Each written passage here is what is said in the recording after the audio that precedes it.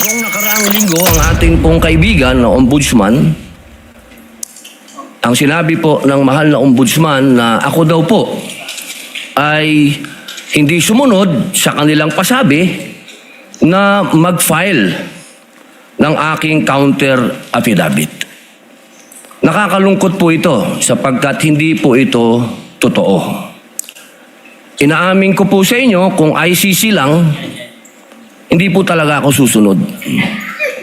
Naintindihan ko po ang posisyon ng aking kaibigan, si Senador Robin Padilla.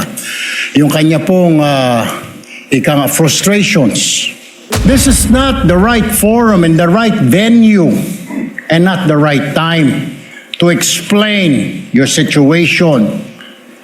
Kung gusto po ninyong mag-eksplika ng inyong mga saloobin, problema, maaari naman po ninyong gawin yan sa labas po ng oras ng impeachment court. Maaari pong sa press conference, nandyan naman po ang Senate media. Anytime po, nandun sila sa Senate briefing room, press briefing room. Maaari din po sa Facebook o sa YouTube magpaliwanag.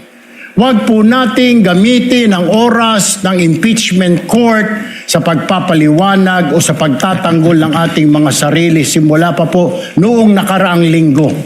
Impeachment day ho ni BP Sara. Dito mga ka-updatean, nagkasalpukan ho ito si Erwin Tulfok at ito hong si Senator Robin Padilla. Dito kasi mga ka-update, ine-express lamang ho nito si Sen Robin ang kanya nararamdaman na biglaan nga naman ho siyang parang hinaharas na ng ICC. Siyempre mga ka-update, kahit na impeachment na itong si BP Sara, hindi naman po natin maipagkakait na meron ho tayong sariling batas, saligang batas, meron ho tayong sariling jurisdiction.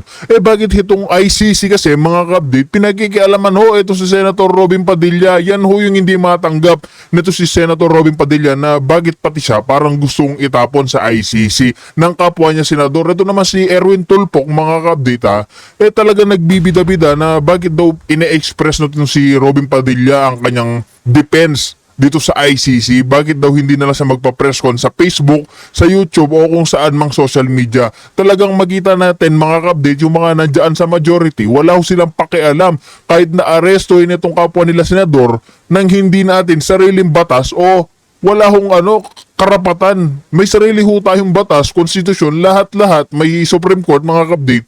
Talagang kahit na litisin sila ng ICC, ng mga banyaga, wala ho silang pakialam sa kapwa nila senador. Ganyan ho katindi. Talagang mga ka-update, yung pagsalpukan itong dalawang senador.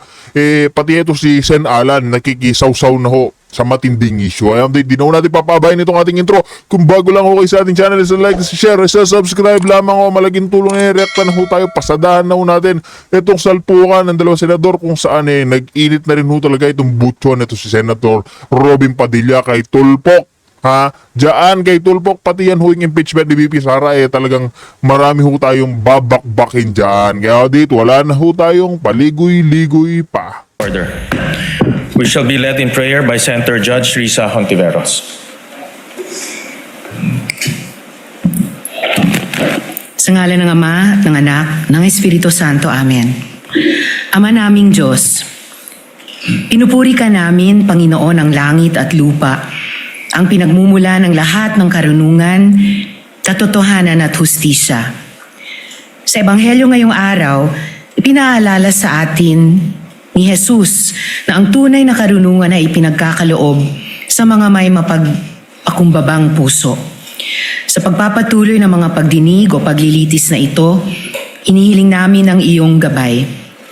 Pagkaloob niyo sa amin, ang mga senator judges, ang karunungan na matukoy ang katotohanan, pagpapakumbaba na makinig ng may bukas na isip, at lakas ng loob na gawin kung ano ang tama ayon sa aming konsensya at ang rule of law. Palayain niyo kami sa pagmamayabang, prejudice, at lahat ng klaseng impluensya na maaaring pagpalabo sa aming paghuhusga. Naway manaig ang katotohanan, katarungan, at ang kabutihang panlahat sa bawat desisyong aming gagawin. Naway ang inyong espiritu ay gumabay sa amin na maglingkod ng may integridad, katapatan, at pagmamalasakit, laging sinasaisip na ang pinakamataas naming responsibilidad ay sa sambayan ng Pilipino at sa katotohanan. Inihiling namin ang lahat ng ito sa pamamagitan ni Jesucristo. Amen. Sa ngalan ng Ama at ng Anak, ng Espiritu Santo. Amen.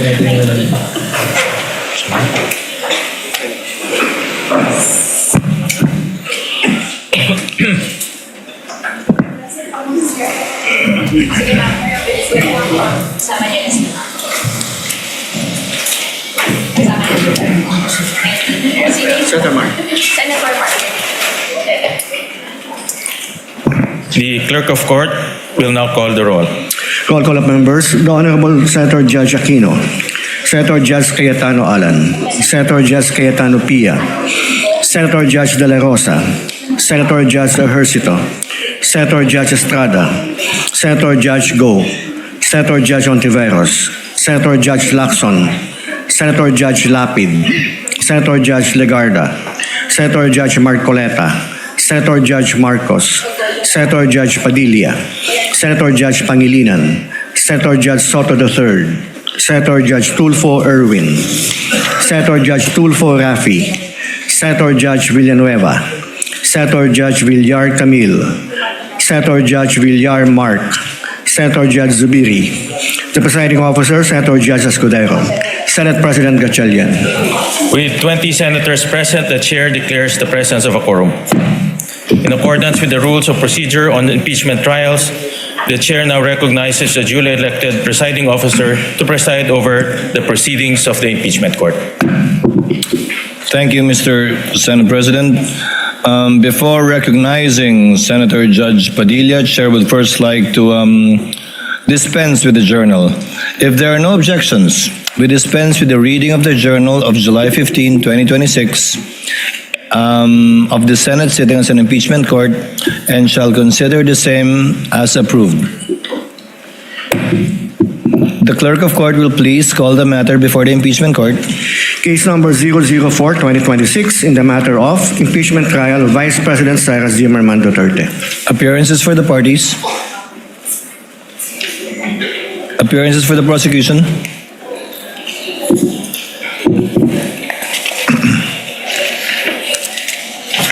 Good afternoon, Your Honors. Same appearance for the prosecution. We are ready, Your Honor. Appearances for the respondent. Good afternoon, Your Honor. Same appearance for the respondent accused. Thank you, Your Honor. Noted. Senator Judge Padilla, sir, what is your pleasure? Maraming salamat po sa ating tagapamahalang hukom at sa ating pong Ginoong Pangulo. Nais ko lamang pong basahin ng napakaigsing manifestasyon po. The gentleman may proceed with his manifestation. Maraming salamat po. A'udhu billahi minash shaitanir rajim. Bismillahirrahmanirrahim. Alhamdulillah rabbil alamin.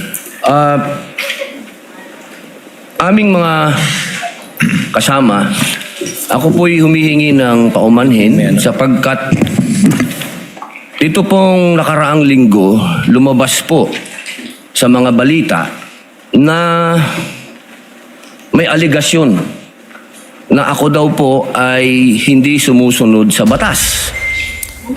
Ito po ay nakalulungkot para sa isang senador, sa isang senator judge, ang masabihan na hindi sumusunod sa batas. Samantalang nung tayo po ay merong mahal na saksi dito, pinaalala po natin sa kanya na harapin ang batas. Noong nakaraang linggo, ang atin pong kaibigan na ombudsman, ang sinabi po ng mahal na ombudsman na ako daw po ay hindi sumunod sa kanilang pasabi na mag-file ng aking counter affidavit. Nakakalungkot po ito sapagkat hindi po ito totoo. Inaamin ko po sa inyo, kung ICC lang, hindi po talaga ako susunod. Hindi ako magpapasakop sa ICC. Pero dahil ginagalang ko po ang ombudsman, dahil siya po ay aking kaibigan na itinuturing, dahil nagkaroon na po kami ng napakahabang kwentuhan sa aking opisina nung siya po ay kalihim ng hustisya, nag-file po kami. Ito po, hawak ko po ang original. Dahil sa akin po, importante ang original. Ito po ang original, nakalagay po dito. Nag-file ako. Nakalulungkot po na pati ang media ay nakikisama sa ganitong klasing propaganda na ang isang senador ay hindi sumusunod sa batas. Isang senator judge. Ito po, maaari ko po kayong bigyan ng kopya, mga mahal kong kasama, para mapatunayan na hindi ko po kayo ilalagay sa kahihiyan. Ako po ay nag-submit ng aking counter affidavit. At ganun din po, humihiling din po ako sa aking mga kasama, lalong-lalo na po sa aking kaibigan, Ginoong Pangulo, na sa mga ganitong pagkakataon, hinihingi ko po na tulungan din po ninyo kami. Na maipaliwanag din po namin sa media na meron din po kaming mga pagkakataon na ipagtanggol din ang aming sarili at kami wag husgahang kagad na kami hindi sumusunod sa batas. Yun lamang po, Ginoong Pangulo at tagapangulong hukom. Maraming salamat. Senators Erwin Tulfo, Senator Judge Alan Cayetano, thereafter Senator Judge Tito Soto are recognized. What is your pleasure, Senator Judge Erwin Tulfo? Mr. Presiding Officer, Senate President, ladies and gentlemen, this impeachment court was established to try the Vice President of the Republic. Ang punto ko po rito, kasi napapansin ko po ilang araw na nagagamit po natin ang impeachment court, ang oras po ng impeachment court sa pagpapaliwanag. Naintindihan ko po ang posisyon ng aking kaibigan, si Senador Robin Padilla, yung kanya pong frustrations. Pero gusto ko lang po sana ipaalala sa ating presiding officer, sa ating pong Senate President, at matanong ano po ba ang ating ginagamit na rules ngayon? Pwede po ba yung mga problema po labas sa impeachment court na ito o labas sa kaso ng Vice President ay dadalhin natin dito? Di po ba ang korte na ito na itatag para po sana kay Vice President at kay Vice President lamang? Mga ebidensya, mga testimonya, mga pahayag patungkol lamang po sana sa impeachment ng Vice President. Kasi dito pong mga nagdaang araw, Mr. Presiding Officer, Senate President, mga kasama, napansin ko po na nagagamit ang oras po ng impeachment court sa pagtatanggol po ng mga nakaraang araw ng sarili ng ilan sa mga kasamahan natin sa mga akusasyon. This is not the right forum and the right venue and not the right time to explain your situation. Kung gusto po ninyong mag-eksplika ng inyong mga saloobin, problema, maaari naman po ninyong gawin yan sa labas po ng oras ng impeachment court. Maaari pong sa press conference, nandyan naman po ang Senate media. Anytime po, nandun sila sa Senate briefing room, press briefing room. Maaari din po sa Facebook o sa YouTube magpaliwanag. Huwag po nating gamitin ang oras ng impeachment court sa pagpapaliwanag o sa pagtatanggol ng ating mga sarili simula pa po noong nakaraang linggo. Because the time we waste here to defend ourselves, defend what we believe or what have you, is an injustice to the Vice President. Yung oras po na ito dapat ilaan natin sa pakikinig sa depensa ng Vice Presidente, sa mga akusasyon laban sa Vice Presidente, hindi po pagdidepensa sa mga sarili natin kung tayo inaakusahan ng kung anong mga ahensya, kung tayo po ay may mga kaso, may mga investigasyon. This is not the right forum, Mr. Presiding Officer, Mr. President, Senate President. This is not the right place. This court was established, was created, the impeachment court, for the Vice President and Vice President only. This should be her time. This should be her forum, not our forum here na ilabas natin ang saloobin natin, mga sagot natin sa mga akusasyon, mga kaso laban sa atin. And this is not also the time, Mr. President, Mr. Presiding Officer, na hanapin yung mga kasama nating nawawala, nakakulong. Dapat po doon sa Senado natin, sa sesyon natin, and not here in this court, Mr. Presiding Officer, Mr. Senate President. Kaya pakiusap ko lamang po sana sa ating mahal na Presiding Officer and Senate President, let us follow the rules. May rules ho tayo. Kung hindi naman ho patungkol sa Vice President na sasabihin natin, hindi naman po patungkol sa depensa o prosecution ng Vice Presidente natin, then wag na ho natin payagan na magsalita pa po dito because nasasayang. Because every minute, every hour that we waste away from the defense or from the prosecution of the case of the Vice President, it is injustice. It is called injustice to the Vice President, to her family, yung anguish, yung kanyang sama ng loob, yung oras na nakabinbin ang kaso na ito. Let us do this impeachment trial as quickly as possible.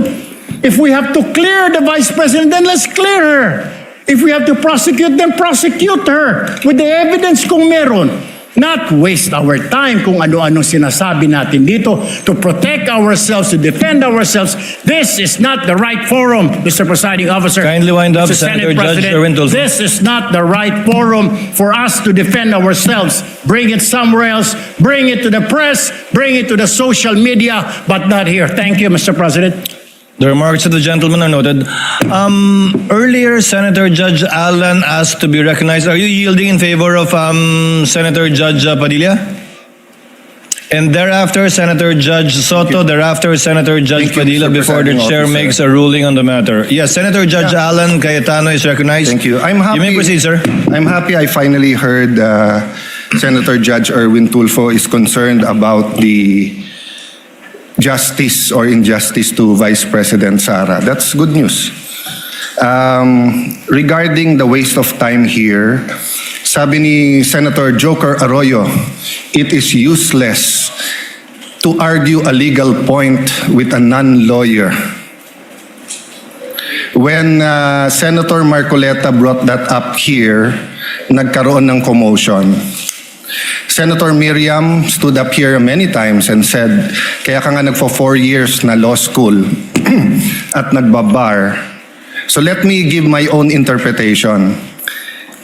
The impeachment court is formed with lawyers and non-lawyers.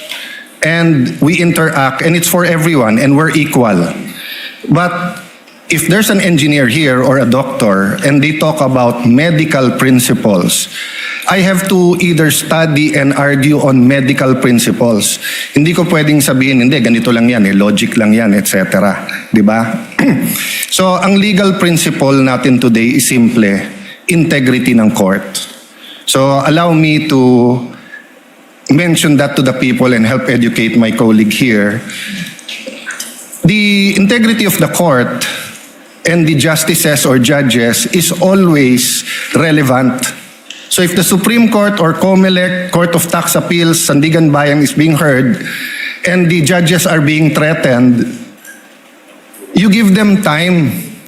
So we cannot take the impeachment out of context. May nangyayaring flood control scandal, may nangyayaring gulo sa Team Unity na hindi na united ngayon. We consider Senator Marcoleta and Senator Jinggoy political prisoners, weaponized yung Blue Ribbon Committee at weaponized yung ano. So Mr. President, hindi tama na sabihin na I wasn't, after we brought up the problem with NBI, they doubled down, naggumawa pa ng task force. I mentioned 2 colleagues sa Salian, I didn't accuse them. Sabi ko lang, just like Vice President Sara, just because tumaas ang SALN, can we already ask for the BIR, for the AMLA and the bank accounts So sabi ko, yan ang i-discuss namin sa Monday. Nag-react na, nag-accuse. I did not take up your accusations here today. Si Secretary Vince Dizon, 3 beses na nag-verify sa Taguig. Sinabi na 3 beses na walang ghost. Ngayon, i-verify ulit. I wasn't going to bring that up, but then i-question ninyo si Senator Padilla. It was all over the news na hindi niya inintindi or he snubbed the ombudsman. I was going to stand up before Senator Erwin stood up just to say, may registered mail. So nung una pa lang, 5 minutes si Senator Tulfo, so I'll take the 5 minutes also if you don't mind. The gentleman may proceed and kindly be mindful of the time. Yes, I will now. So I'm just saying, Senator Padilla just stood up to say, sumusunod siya sa batas. Tapos, kaya humaba to dahil nga hindi importante ata dito yung integrity ng judge. Lastly, kaya sinabi kong it's useless to argue a legal point. Ilang beses ko na narinig dito. It's our job to clear or prosecute the Vice President. Hindi po. It's our job to try and to decide. It's the prosecution's job to try to prosecute, and it's the defense job to convince us na wala. Our job is to try and to decide. And when you decide, you acquit or you convict. Why is that important? These are legal terms. Hindi pwedeng yung nanonood na law student ngayon sasabihin, trabaho pala ng judge to clear or to prosecute. Thank you, Mr. Presiding Officer, Mr. Senate President. Thank you, Senator Judge Alan Cayetano. His remarks are noted. Senator Judge Soto, thereafter, Senator Judge Padilla, thereafter, the presiding officer shall make a ruling. You may proceed, sir. You have 2 minutes. Yeah, thank you, Mr. President, the presiding officer. I do not have 4 years of law, but I have 29 years of lawmaking. And I move that the manifestations of that we have heard be referred to the Senate proper. We will act on it at the proper time, Your Honor. Thank you. Your remarks are noted. Senator Judge Padilla is recognized. You may proceed, sir. You have 2 minutes. Maraming salamat po, aming tagapamahalang hukom. Ito pong kasuotan natin sa mga oras na ito, hindi lamang po ito nire-represent ang impeachment ng ating pangalawang Pangulo. Ang nire-represent po nito ay ating karapatan bilang mga Pilipino at unang-una na ang due process. Ito po yun ang ibig sabihin. Kaya ikaw ay pangalawang Pangulo, ikaw ang Pangulo, ikaw ay Senator Judge, ikaw ay magsasaka, ikaw ay mangingisda. Kailangan may due process. Yung pong nangyari sa akin, na ako po ay nahusgahan na kagad bilang Senator Judge, ang pinaglalaban po natin integridad ng korte na ito at ng mga Senator Judge. Kaya sana po wag nating kalimutan na ang bawat Pilipino ay may karapatan, lalong-lalo na sa usapin na ikaw, ako, sa oras na ito, ay Senator Judge. Yun lamang po, napakaiksi lang. Due process, mga mahal kong kaibigan, mga mahal kong kababayan, maging prosecution, maging defense, sa ating lahat, wag nating kalimutan, pantay-pantay tayo sa batas. Maraming salamat po. Senator Judge Pangilinan, what is your pleasure, sir? Yes, just a very quick manifestation, Mr. Presiding Officer. Earlier, former Senate President Soto moved that these matters be referred to the Senate. This is precedent, actually. During the Estrada impeachment trial, the father of Senator Cayetano Alan, Senator Rene Cayetano, made a manifestation regarding a case that was supposedly being prepared, a criminal case to be filed against him. It was raised in the impeachment court, but ultimately the impeachment court agreed that the manifestation was referred to the Senate as a legislative body. So there is precedent for this. Yes, the court allowed then Senator Rene Cayetano to make his manifestation, but eventually it was resolved that the matter be referred to the Senate as a legislative body. So we share. We move for the previous. Yes, we move. We call for the previous question, Mr. President. Senator Judge Cayetano. I think the presiding officer ruled that we will take it up later on, but if Senator Judge Pangilinan will insist, then I have to object on a point of order. Rule 6 says, the last part, the provisions of the rules of the Senate and the revised rules of court shall apply suppletory whenever applicable. And in the rules of the Senate, whenever the senator feels threatened or anything happens, whether pinatayan ng aircon, whether may nakatutok na barel or sinaran ng pinto, he can rise on a point of personal and collective privilege. We didn't do that para umikli. Now, if we're going to argue today rather than ask them about due process with a simple manifestation from Senator Padilla na hindi totoong binabastos o binabaliwala ang ombudsman, registered mail lang kaya hindi pa nadagdag. So, hindi kami ang nagwe-waste ng time. We can have a caucus, we can talk about it. You want to debate that now? With the permission of Senator Judge Pangilinan, to abbreviate the proceedings, May I just, Mr. President, because I was alluded to, Mr. President. May I just very quickly, Mr. President, Rule 6 on... you may proceed, sir. Thank you, Mr. President. Rule 6 of our impeachment rules, Mr. President, which was quoted by Senator Cayetano as being suppletory. Mr. President, that refers to evidence, rulings on evidence in the impeachment trial. It does not refer to privileged speeches. Therefore, the suppletory nature of the rules of court as well as the Senate rules refer to matters pertaining to evidence and no other, Mr. President. But in the spirit of liberality, we will allow that. That's precisely why we did not object when he spoke last week. But let us not abuse the liberality of this court, Mr. President. With the permission of Senator Judge Tulfo Erwin, the chair will make a ruling because I believe it is also his position not to prolong this matter in discussing collateral matters not pertaining to the articles of impeachment that we are hearing and trying before the impeachment court. The chair rules that the manifestation of Senator Judge Padilla shall remain in the records. We cite as a precedent to the precedent mentioned by Senator Judge Pangilinan, where the speech of the late former Senator Rene Cayetano was not expunged from the record, but referred to the Senate as a legislative body where it may be taken up. I ask the indulgence of the parties to this case. Wala po kasi kaming session. Ito lang po ang pagkakataong nakakapagsalita at nagkikita-kita kami habang recess kami.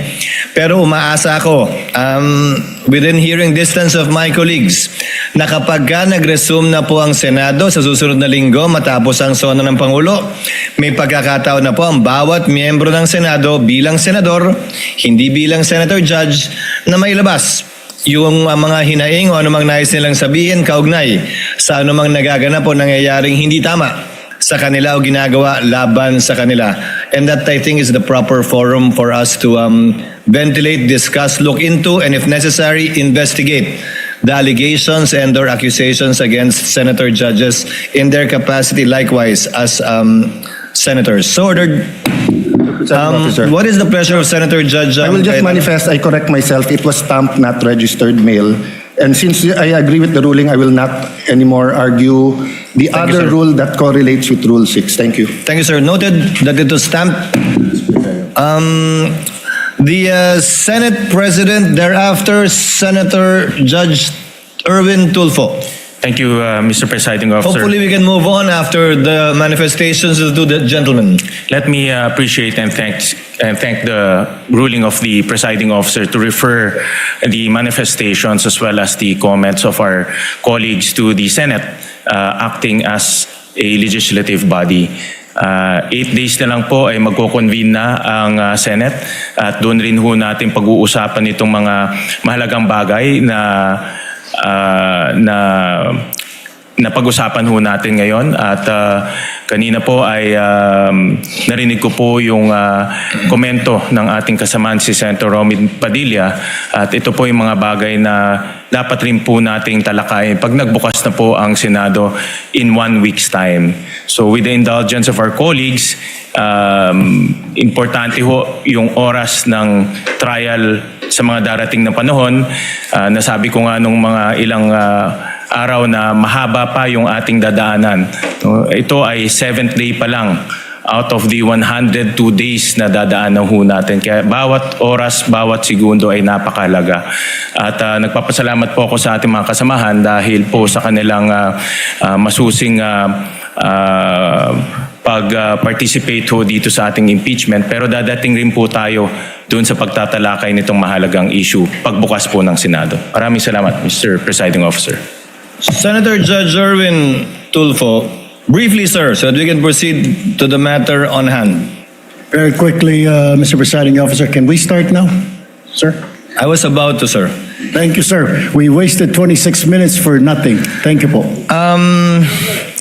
Proceeding now to the matter on hand. The presiding officer already made the ruling, referring it to the Senate as a legislative body, Senator Judge Soto. Without expunging it from the records, let it remain there. We will now proceed on the matter at hand. We now resume consideration of the prosecution's requests for the issuance of subpoenas duces tecum number 1 for the banks and the Anti-Money Laundering Council on one hand, and to the Bureau of Internal Revenue on the other. And as previously agreed and discussed, not only in caucus but also directly by the presiding officer with some members.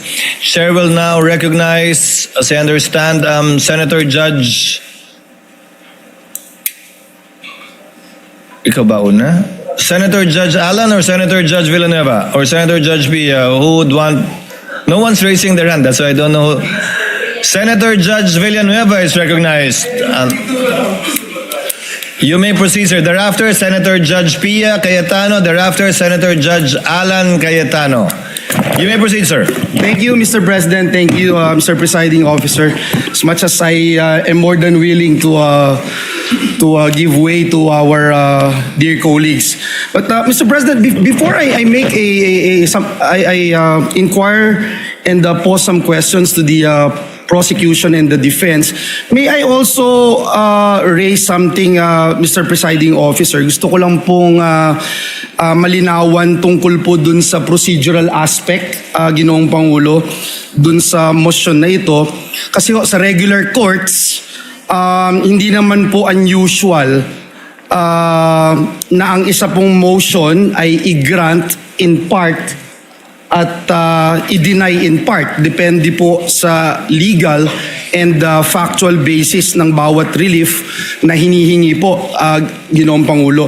So, pwede ko po bang malinawan lang, Mr. Presiding Officer, tama po bang sabihin ganun din yung kapangyarihan ng ating impeachment court? Maaari po ba na suriin ang bawat hinihinging sabina ng magkahiwalay at magpasya po batay sa legal at factual basis ng bawat isa sa halip po na tratuhin ang buong motion bilang isang all or nothing proposition?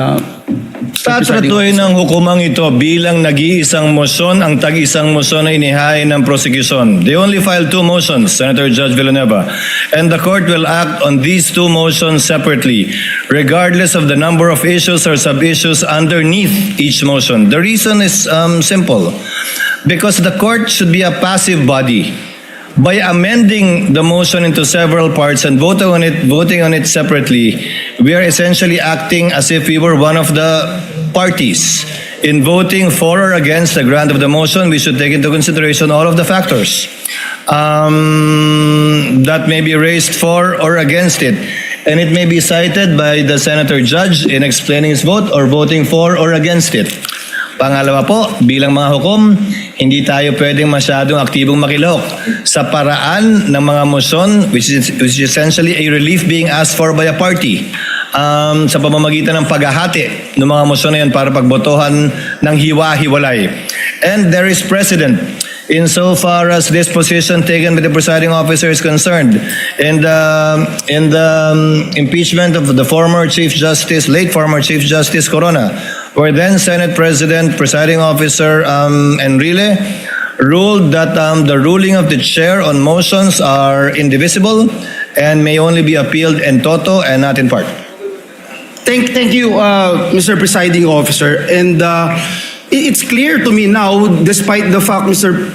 Presiding Officer, Your Honors, that if there would come a time na, for example, sa isang sabina, may sinasabina na sa asawa o sa korporasyon o korporasyon na hindi naman relevant at material doon sa kaso, yun lang po, Ginoong Pangulo, ang ating nagiging reservation tungkol po dito. Ngunit naging malinaw po sa akin na magiging isang desisyon lamang doon sa dalawang motion na inihain. Tag-isang desisyon kada motion, pero pwede, gaya ng nasabi ng kagagalang-galang na hukom na senador, na pwedeng hindi ibigay yung lahat ng korteng ito.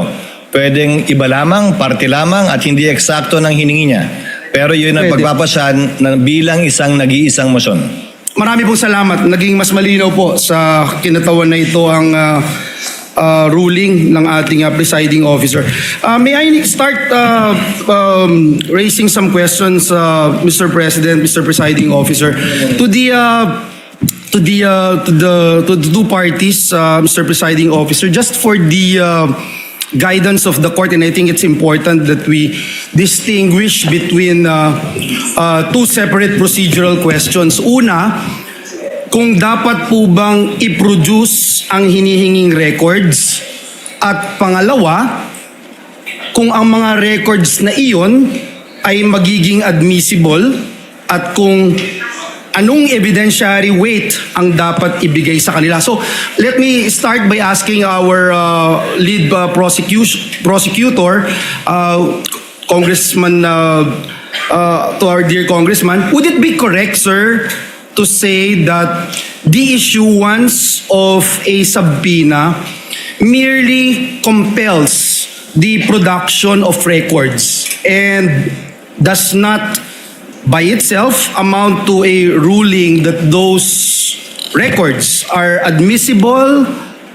relevant, or entitled to evidentiary weight, Your Honor? Before the member of the panel for prosecutors answers, he's not the lead prosecutor. The sorry. question is addressed to the Honorable Representative Chel Jokno, who is a member of who is part of the panel of prosecutors who will be answering your questions.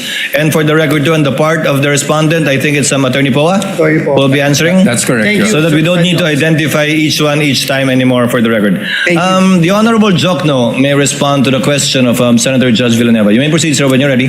Thank you, Your Honor. Good afternoon to all the members of this honorable court.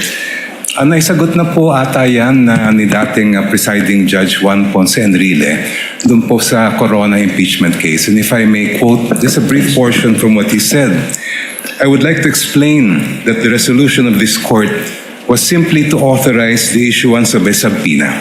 And whether those evidence subpoenaed are admissible evidence, given the fact that they apparently appeared in violation of existing laws, is a question that must be resolved in due course.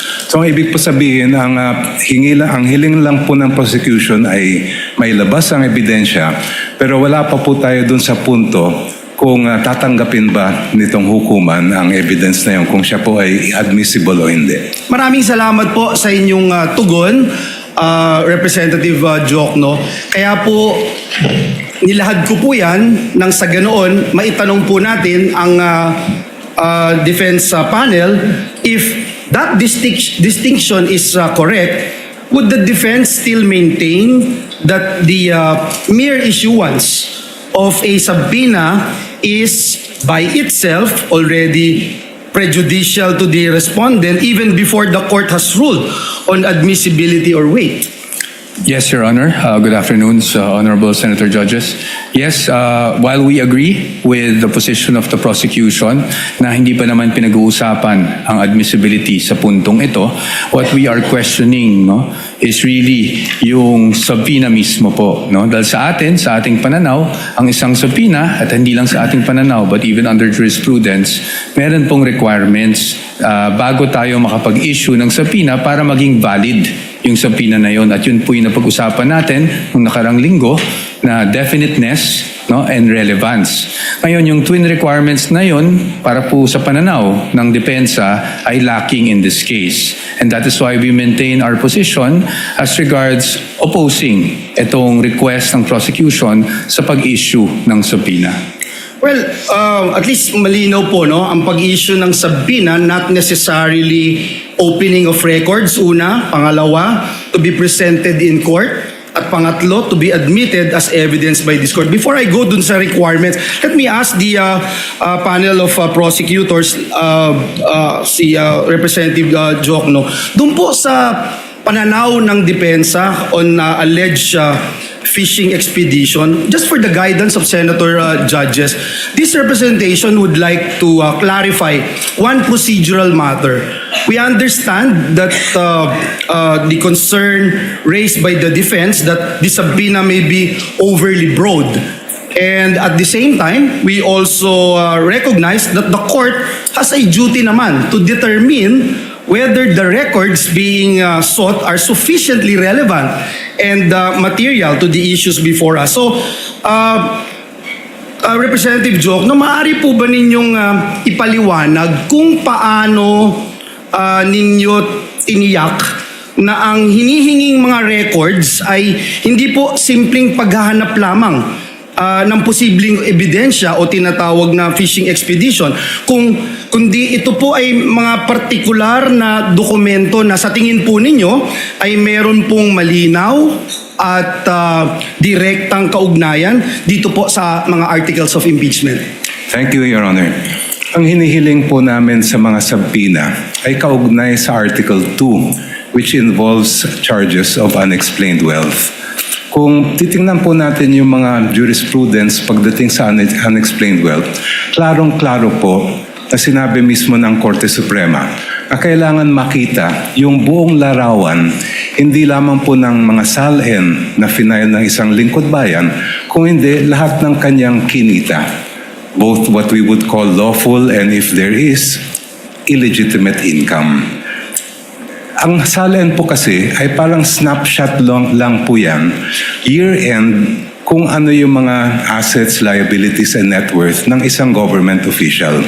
Ang ITR din po ay parang short video lang po yan ng mga transaksyon ng isang taxpayer sa kabuuan ng taon na yon. Makikita lang po natin yung buong larawan pag nailabas natin ang mga bank records. Kasi doon po, yung day-to-day na lumabas at pumasok sa isang account ay mabubuo po natin. And in fact, in the case of DOF Rips versus Merencilia, ito lang pong portion ang babasahin ko. Sabing ganun ng Supreme Court, the failure of the complainant to take into consideration Respondent Rafael's net worth from the time he entered government service and the failure to take into consideration all of his possible sources of income in relation to his real and personal properties do not support the conclusion that he has unexplained wealth, considering that his true net worth was not determined. Ito po ay sabi ng Supreme Court, Ombudsman, hindi nyo nagawa yung inyong trabaho. Kaya ayaw po namin tumulad sa nangyari kay Ombudsman dito sa kasong ito. We want to see the entire picture. Kaya po namin hinihingi yung BIR records, pati yung mga bank records, and even the Anti-Money Laundering Council records para makita po natin yung buong story as far as both the assets, liabilities, and net worth are concerned, and the lawful and, if there is, unlawful income acquired by the respondent. Last question sa prosecution. Sir, binanggit po kanina nung defense panel yung requirements which should be relevant and specific, and kinikilala po natin dito sa korte na yung subpoena is an important tool na available po dito sa impeachment court in the search for truth. Pero kinikilala din po natin na ang mga records na ating hinihingi ay may tinatawag na statutory protection under our laws. Now in this regard, Your Honor, bago po ninyo hiniling ang compulsory production ng mga confidential records na ito, may we know what led the prosecution to conclude that the issuance of subpoena is the least intrusive and most appropriate means of obtaining the information sought. In other words, Your Honor, paano po ninyo masasabi na itong subpoena is not only relevant but also necessary and proportionate under the circumstance? Ang subpoena po ang tanging paraan para makuha ng initong hukuman ang mga kinakailangan po natin na datos at impormasyon at dokumento. At hindi naman po siya intrusive dahil tulad na nabanggit ko po kanina, ay hindi pa naman ito question ng admissibility. Ang kailangan lang ay ma-produce sa korte yung mga dokumentong hinihingi. The issue of admissibility will come later and the defense will have sufficient opportunity to object and to oppose. Ngayon po, as far as the particular records that we are requesting are concerned, ito ay nakabatay nga sa nabanggit ko pong desisyon ng Supreme Court na pag tinitingnan natin ang issue ng unexplained wealth, hindi lang po pwedeng snapshot ang titingnan natin. Kailangan mula sa unang araw ng paglingkod ng isang lingkod bayan, yung kanyang final na salin, lahat ng mga kinita niya ay makita natin. And that will be shown both by the bank records that we are requesting to be produced as well as the BIR and tax records that we are requesting.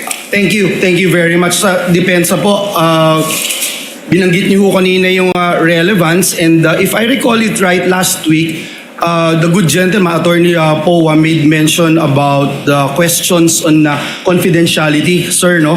And this representation would like to better understand the legal basis of the defense position on confidentiality. We recognize that the law places a premium on protecting confidential information. And at the same time, we are also dealing with a request made in the course of a constitutional proceeding before this impeachment court. At bilang mga senator judges, it's our constitutional duty to try and decide on impeachment cases.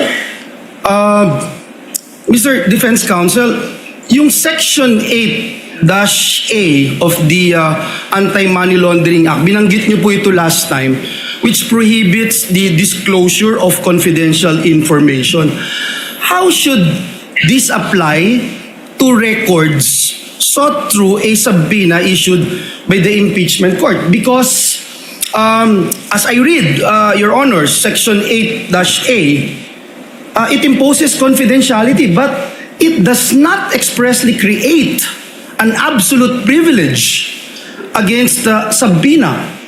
There is a distinction between unauthorized disclosure and production pursuant to a lawful order of a constitutional body. So, again, my question, Your Honor, where exactly in Section 8A does it say that AMLC may refuse a lawful subpoena from this court, Your Honor?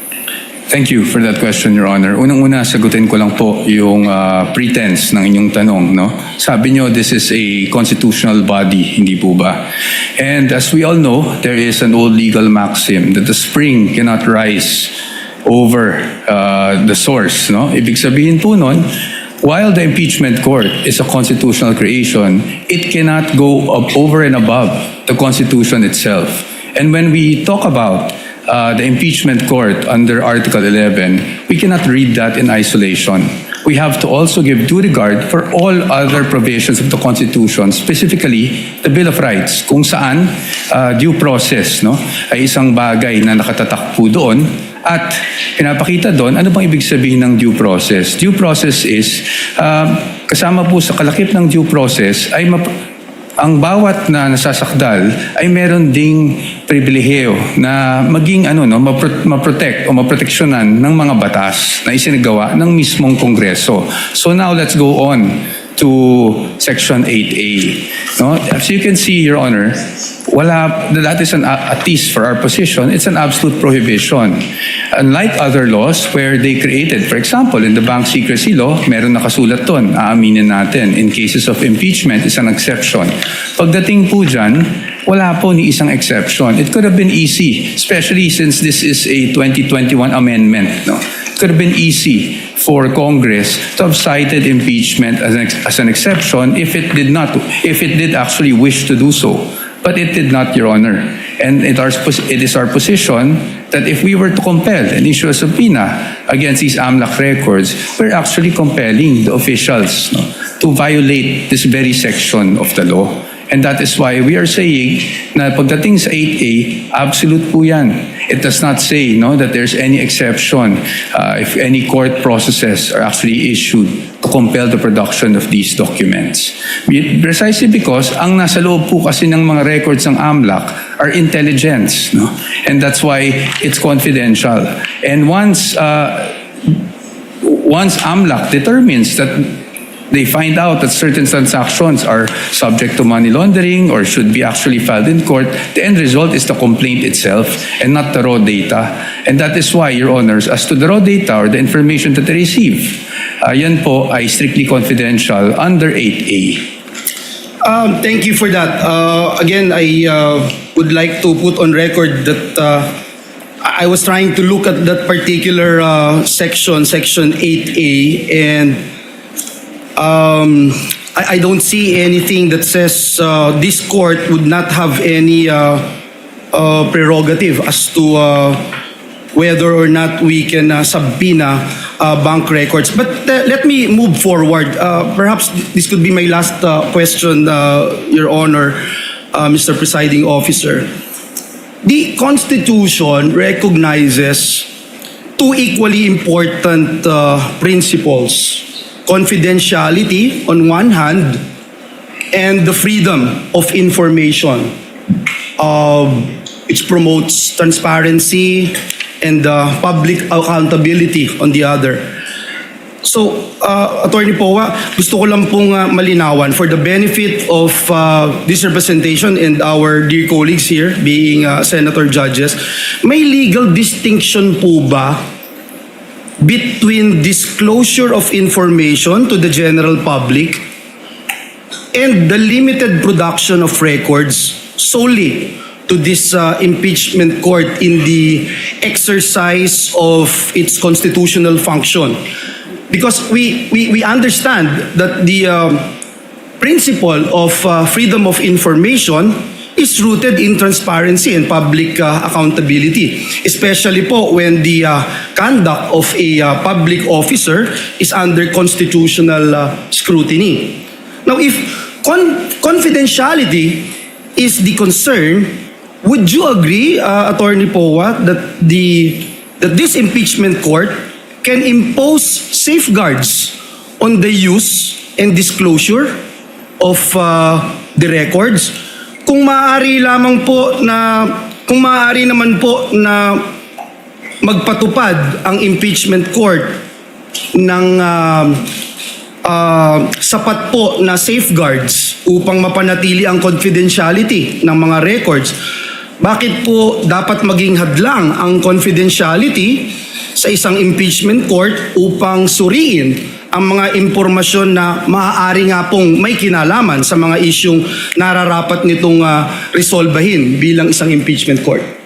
Para sa atin po, kung ano man pong hakbang ang pwede o hindi pwedeng gawin ng isang impeachment court tulad ng nasa harap natin na ngayon, it must be confined to the limits imposed by the Constitution and the laws. So kahit sabihin po natin, we are not against transparency. I just want to make that clear, Your Honors. We are not against accountability. But again, as I've mentioned last week, Hindi naman porket po that we are all looking for accountability ay transparency, ay isasantabi na lang po natin kung ano ang mga karapatan, hindi lang para sa impeachable officer, pero para kahit sinong Pilipino na nakasaad sa batas, including absolute confidentiality in terms of AMLAC reports, which we are pointing to. So para po sa atin, nakikita ko yung punto po ng ating hukom, no, na paano kung mag-impose na lang tayo ng certain conditions. However, Your Honors, those certain conditions may be allowed for other records, pero pagdating sa AMLAC po, absolute po kasi yung prohibition. And if we were to amend or at least suspend the provision of 8A, then it is as if this honorable court is actually doing some sort of judicial legislation, no? Because we are technically suspending this law for a specific person na hindi natin pwedeng gawin sa iba. That is why ang sa akin lang po, ang sa amin sa punto ng depensa is paano po yun?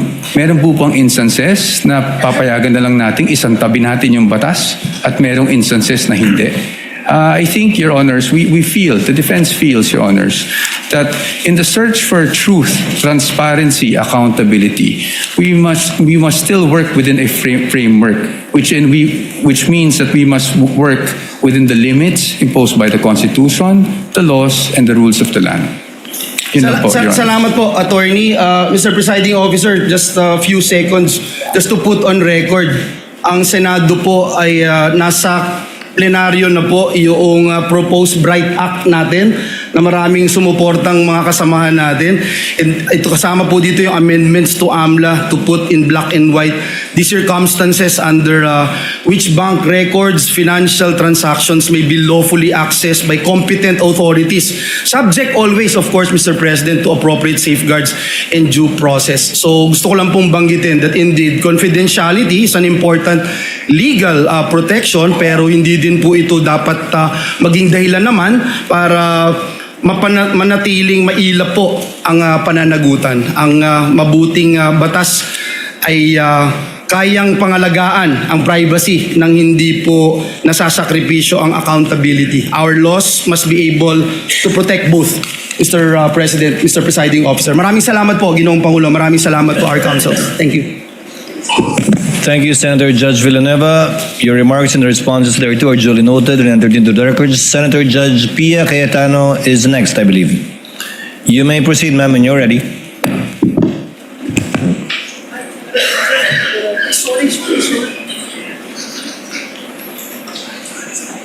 Hindi na ako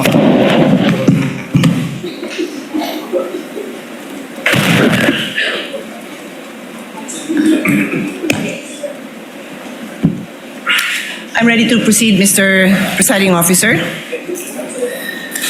I'd like to start this discussion with a question that hopefully will allow our kababayans who are watching, listening, to understand the situation. Of course, I pose it also to the parties. If the government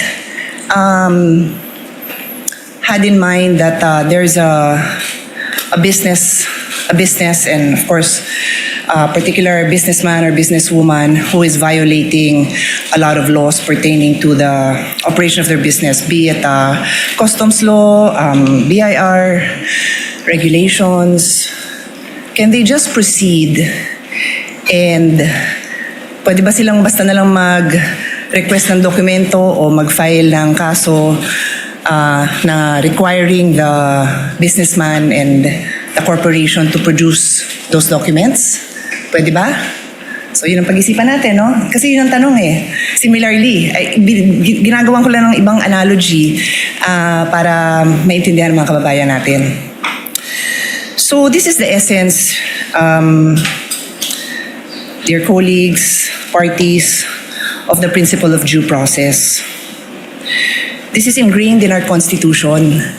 Totoo po na may karapatan ang gobyerno at obligasyon ng gobyernong patakbuhin ng maayos ang gobyerno. But it is always with due respect to the rights of every individual Filipino. That is the right to life, liberty, and property. So bago mo sagasaan yung right to life, liberty, and property, siguraduhin mo lang na may basihan ka. Yun lang naman ang sabi. So of course, ako, gusto ko talaga na maayos ang patakbo ng gobyerno para if somebody's life is also in danger, then government has to step up and prevent somebody's liberty. Kasi nga, sinasagasaan niya yung life and liberty ng ibang tao. So it's a balance. No? I think we can all agree it's a balance.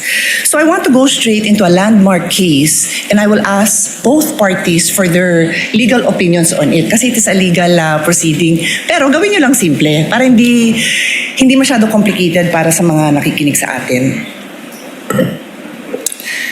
So in the landmark case of Stonehill versus Diokno, 1967 pa po to, karamihan ng mga lawyers hindi pa pinapanganak. The importance of due process was highlighted and the Supreme Court discussed 2 points. General warrants are void. Sabi ng Supreme Court, a warrant must be issued on probable cause for one specific offense and must particularly describe the thing being seized. So kailangan particular ang description dun sa warrant.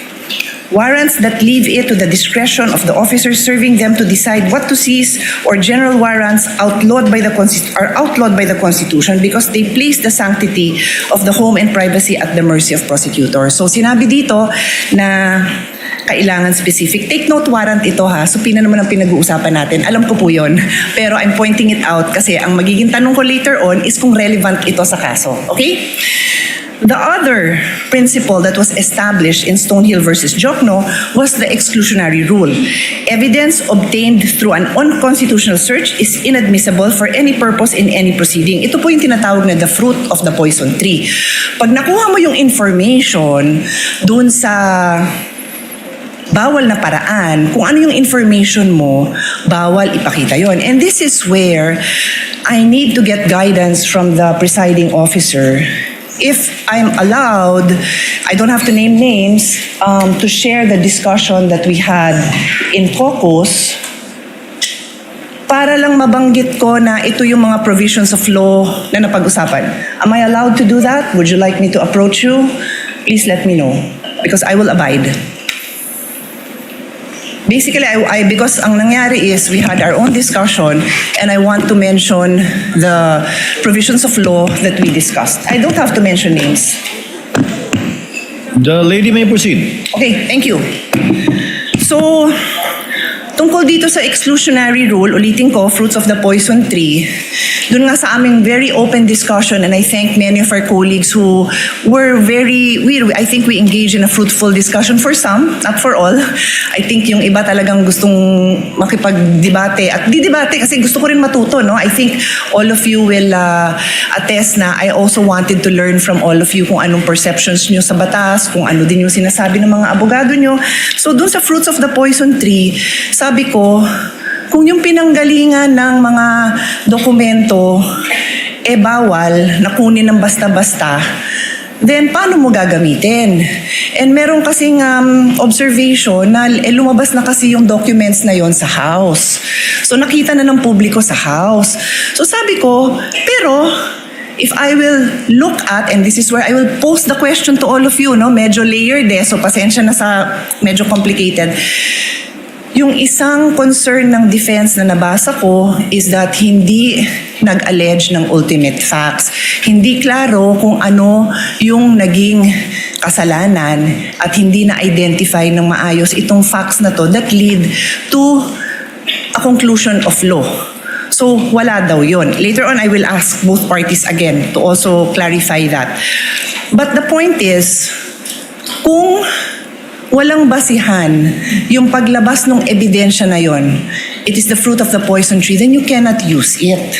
So yun yung importante dito kasi I'm sure nakita nyo no sa korte, kahit sabihin nyo pong sa mga legal drama na na-throw out, the case is thrown out because na-violate ang due process. So that's the discussion I want to have. I want to hear both, ha.